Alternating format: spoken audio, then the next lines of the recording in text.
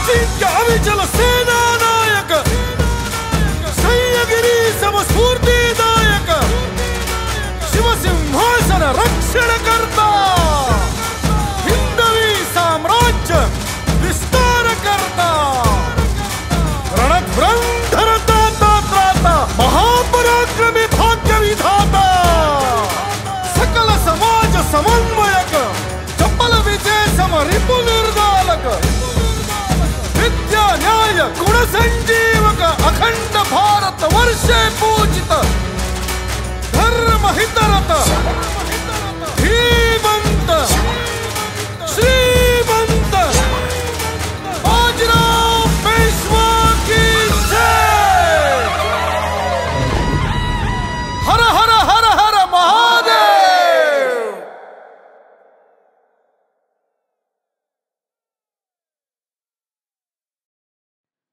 ललकारीच्या सप्तसुरांनी आणि मंगलवाद्यांनी वातावरण उजळून सोडले. राजसद्रेच्या प्रथम टप्प्यात येताच बाजीराव सारांच्या नजरेत आले. संथ पावले टाकीत बाजीराव सिंहासनाच्या चौथऱ्याकडे येत होते. डोईवर शिरस्त्राण आणि अंगात रणवेश धारण केलेले बाजीराव नेहमीपेक्षा अधिकच उंच व धिप्पाड भासत होते. दरबारावर फिरणारी त्यांची तीक्ष्ण नजर त्या रणवेशाची धार वाढवत होती. बाजीरावांना पोरकट समजणारे वरिष्ठ दरबारी स्वतःच्याही नकळत बाजीराव समोर येताच त्यांना उत्थापन देत होते. बाजीरावांच्या वयाचा हिशेब आता कोणाच्याच डोक्यात उरला नव्हता. सिंहासनासमोरचा चौथरा चढून बाजीरावांनी छत्रपतींना मुजरा केला. कौतुक भरल्या नजरेने छत्रपतींनी मुजऱ्याचा स्वीकार केला. स्थानापन्न होण्यापूर्वी बाजीरावांचे लक्ष डाव्या सदरेवर जरी बैठकीवर श्वेत वस्त्रे परिधान करून बसलेल्या राजमाता येसुबाईंकडे गेले. राजमाता अलीकडे क्वचित दुर्मिळ प्रसंगीच दरबारात उपस्थित राहत असत. आजचा दिवस असाच दुर्मिळ आणि खास होता. बाजीरावांनी पुढे होऊन राजमाता येसुबाईंना वंदन केले. येसुबाईंनी नतमस्तक झालेल्या बाजीरावांच्या मुखावरून आपली थरथरती बोटे उतरली आणि ती कांचल्यावर मोडली. त्या कौतुकाने बाजीरावांचे मन हरखून गेले. चिकाच्या पडद्याआड राणीसाहेबांच्या मागे येऊन बसलेल्या काशीबाईही ते दृश्य पाहून भारावून गेल्या. सिंहासनाच्या चौथऱ्याखाली जोत्यावर उजव्या बाजूस मुख्य प्रधानाच्या आसनावर बाजीराव स्थानापन्न झाले. सहस्त्र ज्योतींनी नटलेल्या दीपखांबांनी सारा दरबार झगमगत होता.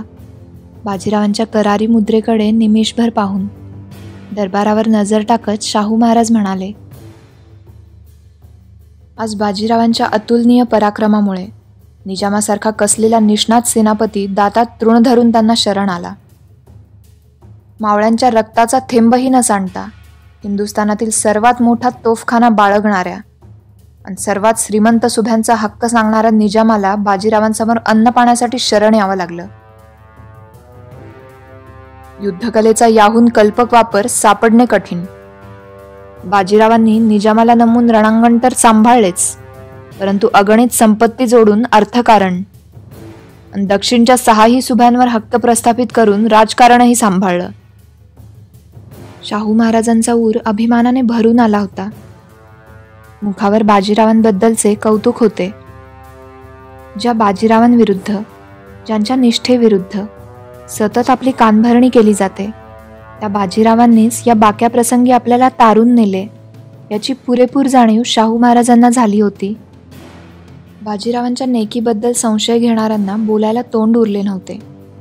भरल्या आवाजात शाहू महाराज पुढे म्हणाले, आमच्या रक्षणासाठी जर आम्हाला 10,000 सशस्त्र सैनिक आणि निशस्त्र बाजीराव यामधून एक निवडावे लागले तर बेशक आम्ही दोहोमधून बाजीरावांची निवड करू.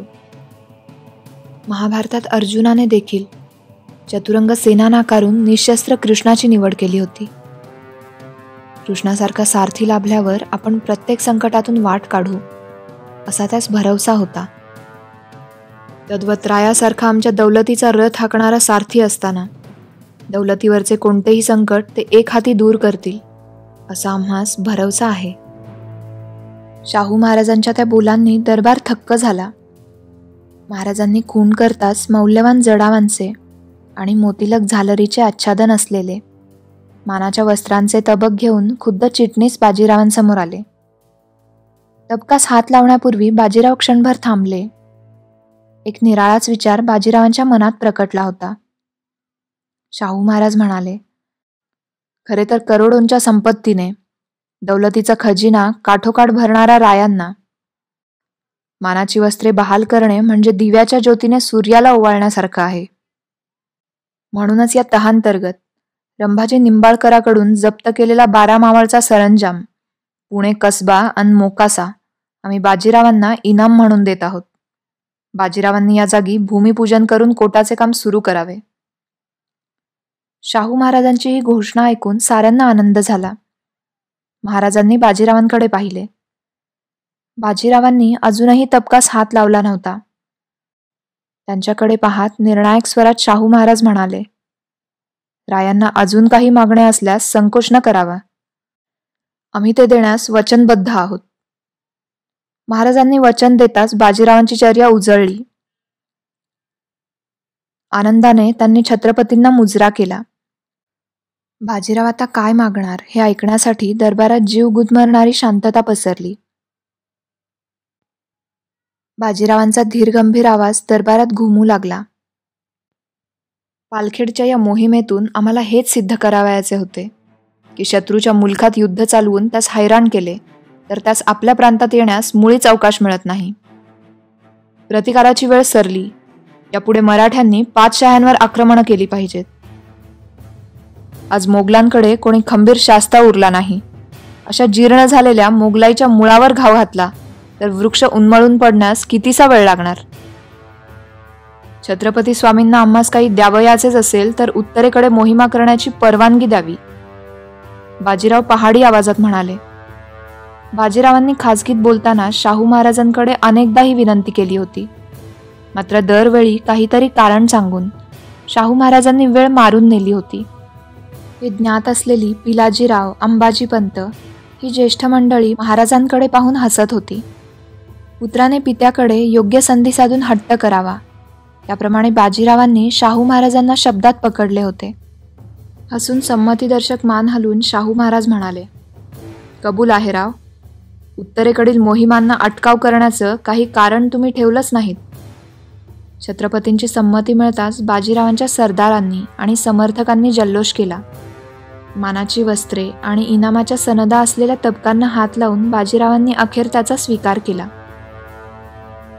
त्यानंतर पिलाजीराव जाधव, मल्हारराव होळकर, राणोजी शिंदे, उदाजी पवार, दावलजी सोमवंशी यांनी केलेल्या पराक्रमाबद्दल या सरदारांना यथोचित मानसन्मान दिला गेला. चिमाजी अप्पांच्या समयसूचकतेवर खुश होऊन शाहू महाराजांनी त्यांना पंडित हा किताब बहाल केला. कामी आलेल्या रायाजी जाधवांच्या जागी नेमणुका दिल्या गेल्या. सरतेशेवटी कोल्हापूरकर संभाजींना दरबारी हजर करण्यात आले. घायाळ संतप्त नजरेने संभाजी शाहू महाराजांकडे पाहत होते. ग्रहकलहाचे निमित्त करून निजामाशी हातमिळवणी करणाऱ्या आपल्या चुलत बंधूंकडे पाहून शाहू महाराज तिमीत झाले होते. दरबारात निशब्द शांतता पसरली होती. आपले चुलते छत्रपती राजाराम राजे आणि राजसबाई यांच्या या पुत्राकडे पाहताना शाहू महाराजांच्या मनात अनेक भावभावनांचे काहूर माजले. क्षणात शाहू महाराजांनी संभाजींना मोकळे करण्याचा हुकूम दिला. बाइज्जत करवीरला जाण्याची परवानगी दिली. जीवाची आशा सोडून उभे ठाकलेले संभाजी त्या आज्ञेने चकित झाले.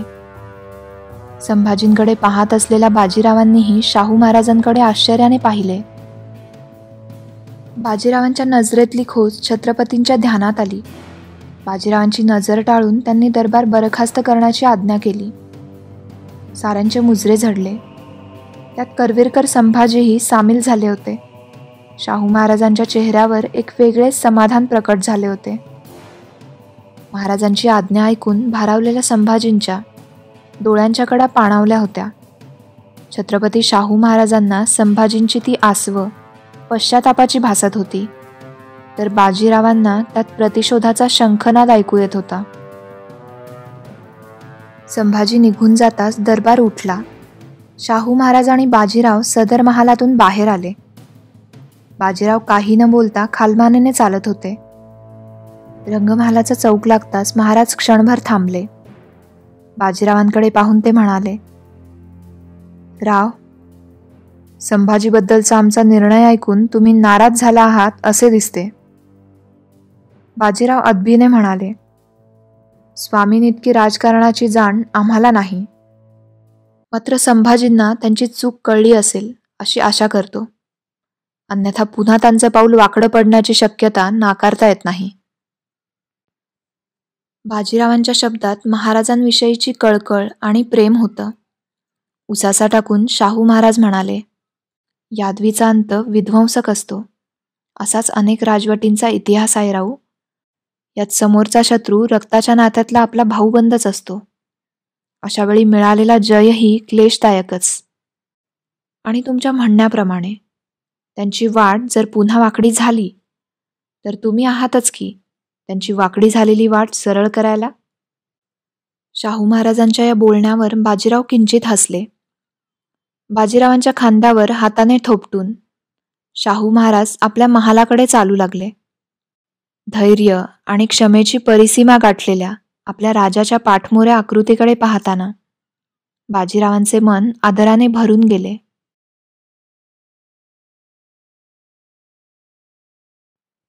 पालखेड मोहिमेत अगणित संपत्ती हस्तगत झाली होती. अनेक जातिवंत हत्ती पाडाव झाले होते. रत्नजडित पालख्या, शस्त्रे, भरजरी वस्त्रे, उपकरणे याच्या याद्या रोज जमादारखान्यातून कारभारांकडे जात होत्या. सुवर्णरौप्य नाणी आणि रत्नांचे ढीग यांची मोजदाद 8 दिवस चालू होती. दख्खनपासून उत्तरेपर्यंतच्या राजवटींमधून बाजीरावांचं अभिनंदन आणि कौतुक करणारे खलिते येत होते. अनेक सुभेदार स्वतःहून चौथ आणि सरदेशमुखी कर भरण्यासाठी साताऱ्यात आले होते. बाजीराव आणि शाहू महाराज जातीने लक्ष घालून राजे रजवाड्यांना धोरणी भाषेत खलिताचं उत्तर पाठवत होते. फडकरी कामाच्या वाढलेल्या व्यापामुळे अनेक नवीन नेमणुका केल्या जात होत्या. जोखमीच्या कामासाठी माणसे पारखून घेताना अंबाजीपंत, पिलाजीराव जाधव यांसारख्या वरिष्ठ मंडळींचं कसब पणाला लागत होतं. कामाचा डोंगर सरत नसला तरीही सारी मंडळी हर्षोल्लासित होती. साताऱ्यात प्रचंड उत्साहाचे वातावरण होते. 12 मावळच्या सरंजामाची व्यवस्था पूर्ववत करण्यासाठी चिमाजी पुण्यात परतले होते. बाजीराव शाहू महाराजांसह काही महत्वाची निवाडापत्रे नजरेखालून घालत होते.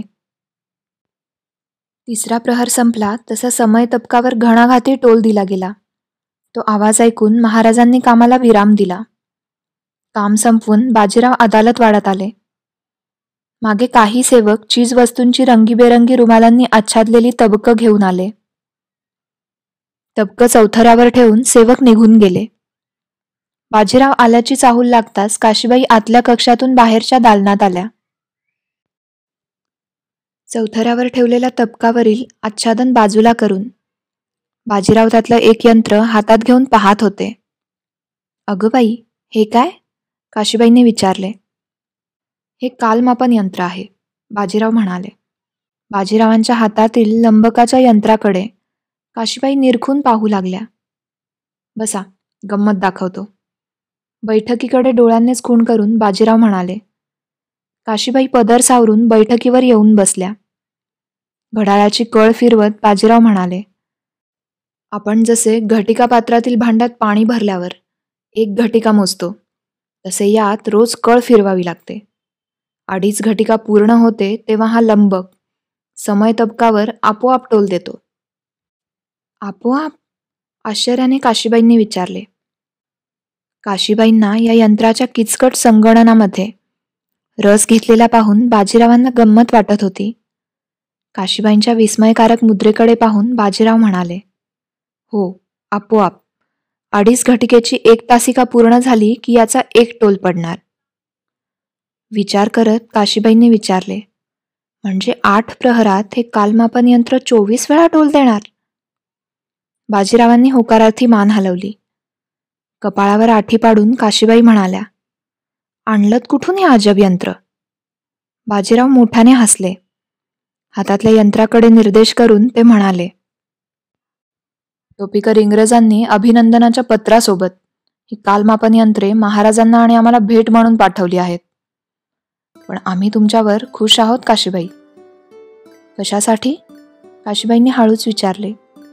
बाजीराव म्हणाले, रंगमहालातल्या घड्याळजीला हे गणित समजायला फार वेळ लागला.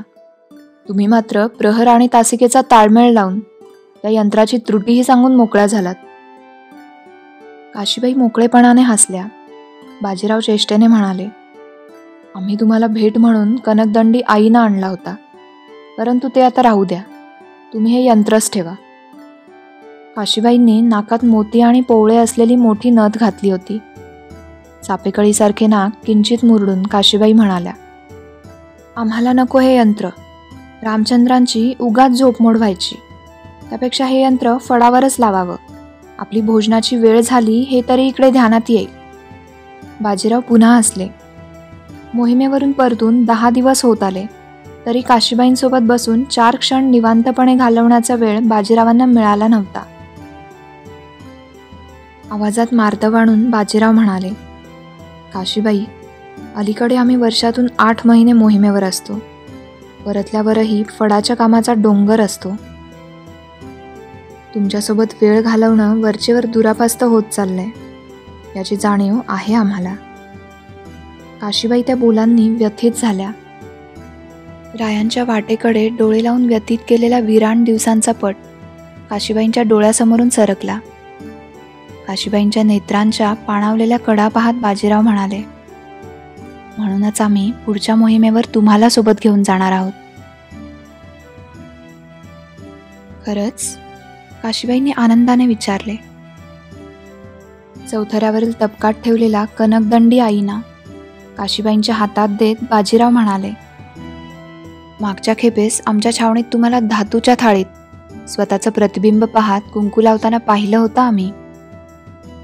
काशीबाई हरखून गेल्या. बाजीरावांचे शब्द ऐकून पुलकित होऊन काशीबाईंनी विचारले, एवढा विचार करता आमचा? बाजीरावांना आपला विचार करायला क्षणाचीही उसंत मिळत नाही हे काशीबाई जाणून होत्या. परंतु वेळ प्रसंग पाहून जिव्हाळा व्यक्त करण्याचं जे रायांचं कसब होतं त्याला तोड नव्हती.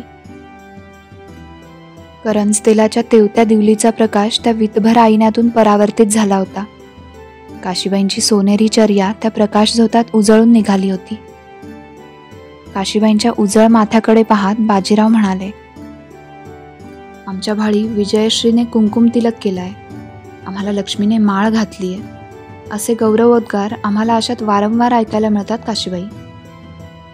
प्रत्येक वेळी ते ऐकताना आमची नवपरिणिता पत्नी काशी हातात माळ किंवा पंचारतीचं तबक घेऊन उभी असलेली आम्हाला दिसते.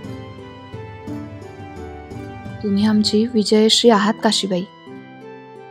काशीबाईंच्या डोळ्यात ते ऐकून एक वेगळी चमक आली.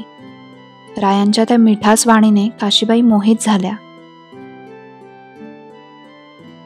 गालावरच्या रक्तिम्यावर स्मितरेषेची छटा उमटवून त्या एकटक नजरेने बाजीरावांकडे पाहत राहिल्या. काशीबाईंच्या भावविभोर डोळ्यात खोलवर पाहत बाजीराव म्हणाले, पण मोहिमेवर जाण्याआधी पायाचं दुखणं बरं व्हायला हवं.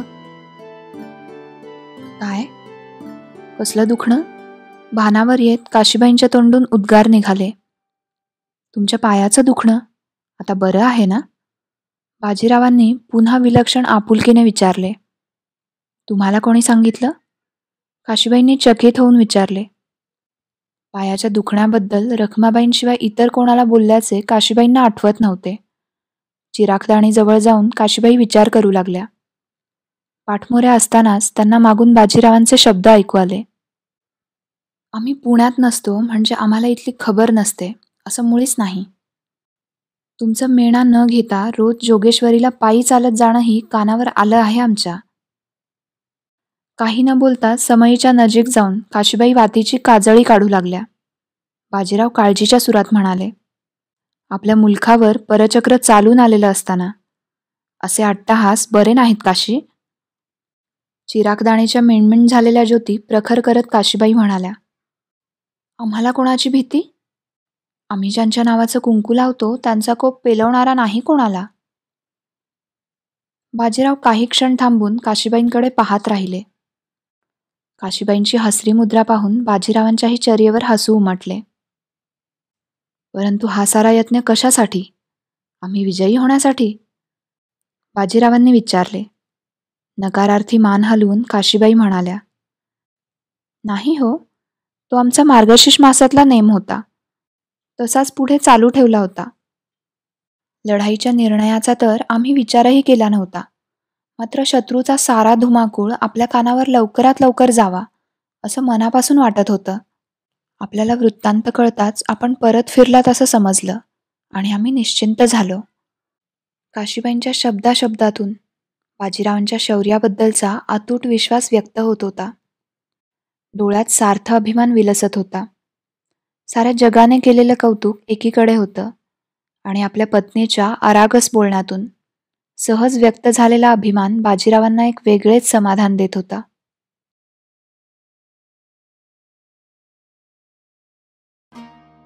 चांगला मुहूर्त पाहून बाजीराव काशीबाईंसह पुण्यात आले. पालखेडच्या विजयाची धुंदी पुण्यात अजूनही उतरली नव्हती. बाजीराव आणि चिमाजींच्या मते ही केवळ एक सुरुवात होती. उभय बंधूंनी उसंत न घेता पुढचे मनसुबे आखण्यास सुरुवात केली. बाजीरावांनी रामपुरा, खादोदा या प्रांतांमध्ये आपल्या सरदारांना पाठवले. बुंदी, कोटा या राज्यांच्या सरहद्दीपर्यंत चौथवसुली पार पाडली. पालखेडमध्ये निजामाने कबूल केलेल्या 17 कलमी तहाची कडक अंमलबजावणी बाजीरावांनी करवून घेतली. दक्षिणच्या 6ही सुभ्यांचा बंदोबस्त त्यांनी आपल्या हाती घेतला. कमाविस्तारपदी विश्वासू, प्रामाणिक आणि चतुर माणसे नेमली. निजामाने मोगली अंमलाखाली आणलेले अक्कलकोट, खेड, तळेगाव, बारामती, इंदापूर, नारायणगड या प्रांतांवर पुन्हा मराठी अंमल प्रस्थापित केला. शहागडच्या मोगली अंमलदारास हुसकावून लावून त्याची पाटीलकी पिलाजीराव जाधव व रघोजी जाधवांकडे पूर्ववत दिली. पालखेडच्या यशानंतर बाजीरावांच्या शब्दाचे वजन प्रचंड वाढले होते. मोठमोठी अवघड कामे बाजीरावांच्या एका खलित्यावर चुटकीसरशी होत होती. एव्हाना पुण्यात पावसाची संततधार लागून राहिली होती. पावसाची झड लागल्यापासून चिमाजींना अंमळ खोकला यायला सुरुवात झाली होती. वैद्यांच्या सांगण्यानुसार औषध पाणी सुरू असूनही खोकला काही पूर्ण बरा झाला नव्हता. पडकरी काम आटोपून एका निवांत क्षणी बाजीराव राधाबाईंसोबत त्यांच्या दालनात विचारविनिमय करत होते. आपल्या पुत्रांचा पराक्रम ऐकून कान तृप्त झालेल्या राधाबाई बाजीरावांच्या, चिमाजींच्या आगामी मोहिमांबद्दल जाणून घेत होत्या. इतक्यात चिमाजी दालनात आले. हा खलिता वाचलात तुम्ही राहू? हातातला खलिता पुढे करत चिमाजी म्हणाले. बाजीराव रुजाम्यावर मागील लोडाला रेलून बसले होते. उकारार्थी मान हलवून बाजीराव म्हणाले, होय, दया बहादूर आणि गिरीधर बहादूर यांचे दिवस भरत आले आहेत आप्पा. बाजीरावांची नजर बेगुमान होती. कोणाचा खलिता? राधाबाईंनी विचारले. अंबाजी पंतांचा खलिता आहे मातोश्री, बाजीराव म्हणाले. माळव्यात या बंधूंनी उच्छाद मांडला आहे. शाहू महाराजांच्या पत्राला गिरीधर बहादुराने काही किंमत दिली नाही. अंबाजीपंत जाब विचारायला गेले असता रघुजी भोसले आणि केशव महादेवांवर दयाबहादूर फौज घेऊन तुटून पडला. आता त्यांचा बंदोबस्त करायलाच हवा. आम्ही लवकरच माळव्याच्या मोहिमेवर निघू. रुजाम्यावर बसत चिमाजी निर्धाराने म्हणाले, राऊ, माळव्याच्या मोहिमेवर आम्ही जाऊ. इतक्या दिवसात साताऱ्यातून उसंत मिळाली आहे, तर ही मोहीम तडीस नेण्याची संधी राऊंनी आम्हाला द्यावी. बाजीराव विचारात पडले. चिमाजींनी आजवर मिळेल ती जबाबदारी सचोटीने पार पाडली होती. मोठ्या कौशल्याने बाजीरावांचा पाठपुरावा केला होता. बाजीराव सतत मोहिमांमध्ये व्यस्त असताना साताऱ्याच्या विरोधकांना तोंड दिले होते. पुण्याचा बंदोबस्त कडेकोट ठेवला होता. पराक्रम सिद्ध करण्याची संधी आता चिमाजींनाही मिळायला हवी याची जाणीव बाजीरावांना होत होती.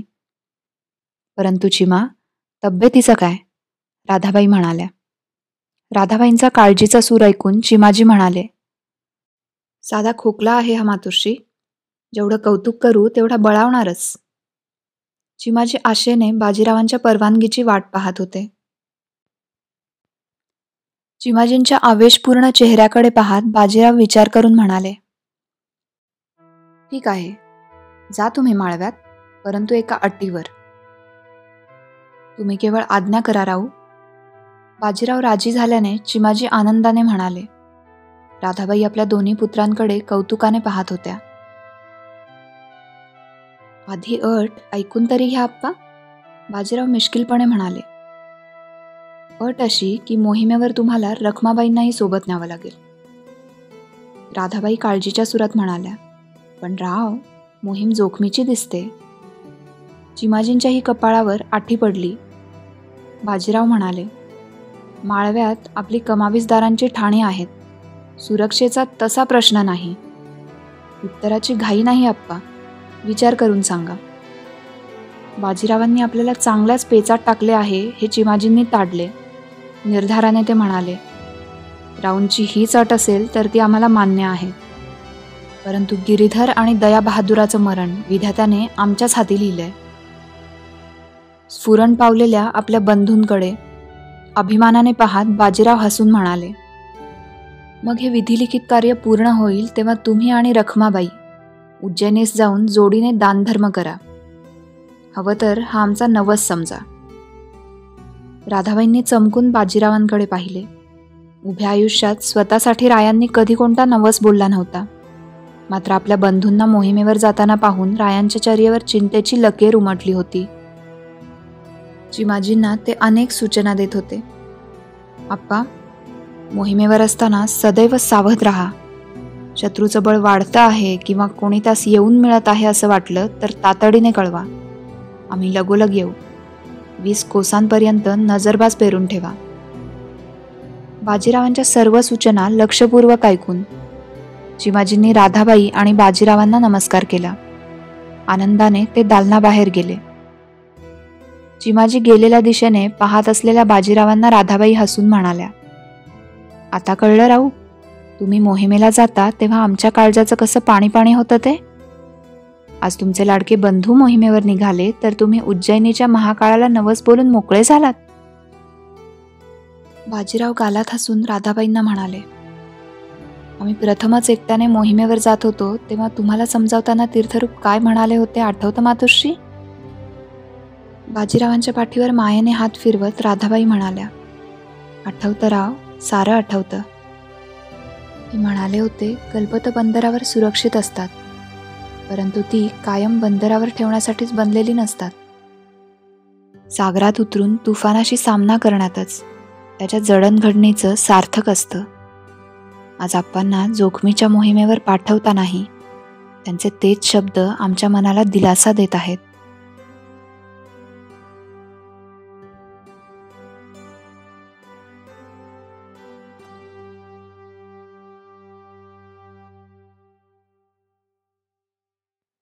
बुंदेलखंडात राजा छत्रसालांची राजसदर भरली होती. छत्रसालांचा ज्येष्ठ पुत्र हिरदेसा उजव्या बाजूच्या जरी बैठकीवर बसला होता. बैठकीच्या शेजारी नक्षीकाम केलेल्या उंची गुलाबदाण्या ठेवल्या होत्या. सुवर्ण धूपदाण्यांमधून धूम्रवलये उठत होती.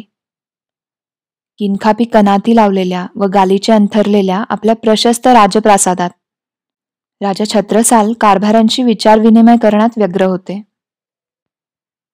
राजा छत्रसालांच्या मस्तकावर आकाशी निळसर रंगाचा साफा शोभून दिसत होता. वयाची 70 ओलांडली असली तरी चेहऱ्यावर बुंदेल्यांचा कणखरपणा ठासून भरला होता. नजरेत करारीपणा होता.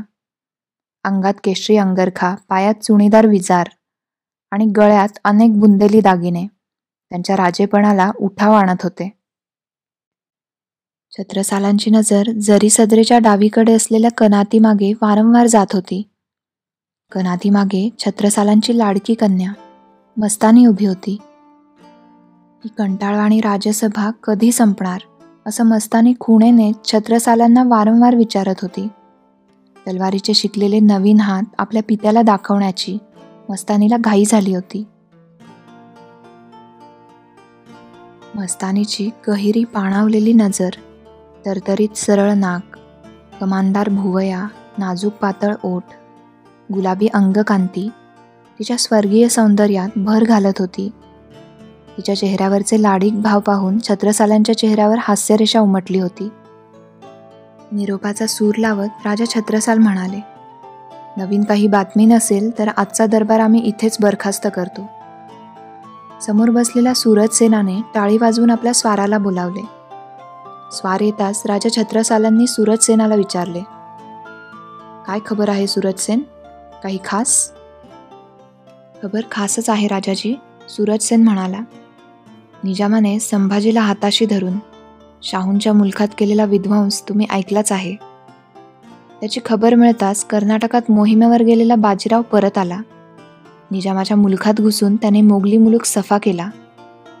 त्याला थांबवण्यासाठी पालखेडच्या डोंगराळ भागाकडे गेलेल्या निजामाला बाजीरावाने घेरले.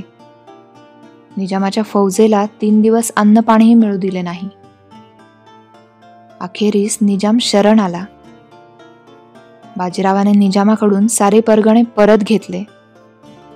तिथे आपल्या माणसांची तैनातीही केली. खबर ऐकून छत्रसालाला आश्चर्य वाटले. हिरदेसा स्वाराला म्हणाला, पूर्ण वृत्तांत बयान कर. स्वाराने लढाईचा पूर्ण वृत्तांत बयान केला. बाजीरावांची आक्रमक युद्धनीती आणि वेगवान हालचालींचा वृत्तांत थक्क करणारा होता. हिरदेसासह सारेजण भारावून गेले होते. किनखापी पडद्याआड उभी असलेली मस्तानीही वृत्तांत ऐकून चकित झाली होती. सदरेत स्थानापन्न व्हावं आणि या योद्ध्याच्या पराक्रमाला आणि हिमतीला आपणही दाद द्यावी असा विचार क्षणभर मस्तानीच्या मनात आला. परंतु तलवारबाजीसाठी आपण केलेला पुरुषी वेश हिरदेसा भाईसा आणि राणीसांना आवडणार नाही, म्हणून मस्तानी तिथेच उभी राहिली. वृत्तांत पुरा झाल्यावर सूरजसेन म्हणाला, 28 वर्षाच्या पेशवा बाजीरावाने 58 वर्षांच्या निजामाला पूर्ण मात दिली आणि दख्खनचे सुभे पण काबीज केले. विचारात घडलेल्या छत्रसालांकडे पाहत कुंवर म्हणाला, आपण पेशवा बाजीराव आणि शाहू महाराजांना मैत्रीपूर्ण संबंधांचे पत्र लिहिले पाहिजे महाराज. बुंदेले आणि मराठे एकाच शत्रूविरुद्ध इतकी वर्षे लढत आहेत. या मैत्रीचा फायदा दोघांनाही होईल. जरूर जरूर, राजा छत्रसाल म्हणाले. अनेक वर्षांपूर्वी झालेली शिवाजी महाराजांची भेट त्यांच्या डोळ्यासमोर तरळली. भरलेल्या आवाजात ते म्हणाले, आज बुंदेलखंड जर स्वतःच्या ताकदीने उभं आहे तर त्याची प्रेरणा स्वराज्यातून आलेली आहे. शिवाजी महाराजांनी एका भेटीतच आमच्यामध्ये असा काही स्वाभिमान फुंकला, आमचा बुंदेली बाणा जागा केला की पुन्हा आम्ही मागे वळून पाहिलंच नाही. निरोप देताना शिवाजी महाराज म्हणाले होते, तुमचा पराक्रम ऐकण्यासाठी आमचे कान आतुर आहेत छत्रसाल. राजा छत्रसालांच्या डोळ्यात त्या आठवणीने पाणी तरळले. पांढऱ्या केसांचे कल्ले थरथरले. गहिवरल्या आवाजात ते पुढे म्हणाले, त्यांच्या प्रेरणेने आम्ही बुंदेलखंडातून एक एक गनिम हुसकावून लावला. बुंदेलखंड स्वतंत्र केला. परंतु ते कौतुक ऐकायला शिवाजीराजे नव्हते. त्यांचा स्वर्गवास झाला होता. दरबारातील सारेच ते ऐकून व्यथित झाले. राजा छत्रसालांना भर दरबारात एवढं भावूक झालेलं सर्वजण प्रथमच पाहत होते. शेल्याने अश्रू टिपून छत्रसाल निर्धाराने म्हणाले, स्वराज्यात जर बाजीरावांसारखा पेशवा असेल तर आता हिंदुस्थानात मराठ्यांचं वर्चस्व कोणीच थांबवू शकणार नाही. सूरजसेन, आम्हाला बाजीरावांबद्दल आणखी काही सांगा. सूरजसेन छत्रसालांच्या नजरबाज खात्याचा प्रमुख होता. बाजीरावांबद्दल असलेली सारी जानकारी तो बयान करू लागला. राजाजी, बाजीराव जन्माने ब्राह्मण परंतु कर्माने क्षत्रिय आहे. पराक्रमासोबतच त्याच्या पुरुषी सौंदर्याची आणि तडक स्वभावाची विशेष ख्याती आहे. ऐन तारुण्याच्या उमेदीत असलेल्या बाजीरावांच्या रेखीव चेहऱ्याकडे आणि ओजवान अंगकांतीकडे पाहून निजामाच्या बेगमांनी त्यांच्यावर मोत्यांची उधळण केली होती. सूरजसेनाच्या प्रत्येक वाक्यासोबत दरबारातील प्रत्येक जण बाजीरावांच्या व्यक्तिमत्वाकडे आकर्षित होत होता. मस्तानीही त्याला अपवाद नव्हती. स्वतःच्या स्त्रीमनाची मस्तानीला प्रथमच जाणीव होत होती. स्वतःच्याही नकळत मस्तानीचं मन त्या वीर योद्ध्याचं चित्र रेखाटण्याचा प्रयत्न करत होतं. मस्तानी कानात प्राण आणून सूरजसेनाचा शब्दनशब्द लक्षपूर्वक ऐकत होती. सूरजसेन सांगत होता, बाजीरावाचं त्याच्या सैनिकांइतकंच घोड्यावरही प्रेम आहे. कोणताही मस्तवाल घोडा बाजीरावाच्या सवारीत सहज नम्र होतो. त्याचे शरीर सामर्थ्य अपार आहे. 12वीत उंचीचा बाजीराव एका धावणीत 30 कोसाचा अंतर सहज कापतो. घोड्याची मान न हलवता भाला फेकण्यात त्याचं कसब आहे. चालत्या घोड्यावरून बंदुकीचा अचूक नेम मारणे, दोन्ही हातांनी एकाच वेळी पट्टा चालवणे, आपल्या एकाच वारात 2-3 शत्रू सैनिकांना जायबंदी करणे, यात बाजीरावाचा हात कोणीच धरू शकत नाही. कितीतरी वेळ सूरजसेन एखाद्या भाटाप्रमाणे बाजीरावांची स्तुती करत होता. राजा छत्रसालांची बाजीरावांना पाहण्याची उत्कंठा शिगेला पोचली होती. मस्तानी पुरती घायाळ झाली होती. मस्तानीच्या चेहऱ्यावरील आविर्भावात झालेला बदल राजा छत्रसालांच्या तीक्ष्ण नजरेतून सुटला नव्हता. इतक्यात एक स्वार राजसदरेत येऊन पोचला. त्याचा चेहरा घामाने डवरला होता. धाप लागल्याने बुंदेली रिवाजानुसार मुजरा करणेही त्याला धड जमले नव्हते.